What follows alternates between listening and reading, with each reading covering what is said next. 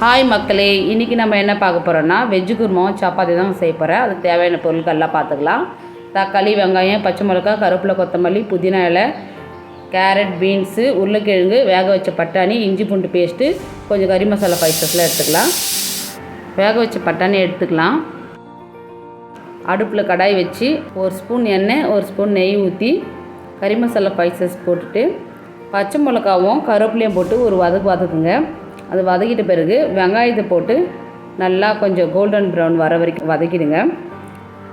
Golden brown வந்த பிறகு இஞ்சி பூண்டு பேஸ்ட் போட்டு அது இஞ்சி பூண்டு பேஸ்ட் பச்சை வாசனை போகிற வரைக்கும் வதக்கிட்டு புதினா இலையும் தக்காளியும் போட்டு வதக்குங்க. அந்த வதக்கிட்டு ஒரு ஸ்பூன் உப்பும் கொஞ்சம் மஞ்சத்தூளும் போட்டு நல்லா வதக்குங்க.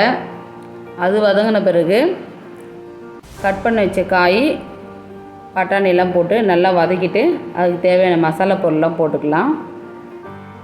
மல்லித்தூள், மிளகாய்த்தூள், கரம் மசாலா தூள் மூணுத்தையும் ஒரு ஸ்பூன் போட்டு ஒரு 1.5 டம்ளர் தண்ணி ஊற்றிங்க.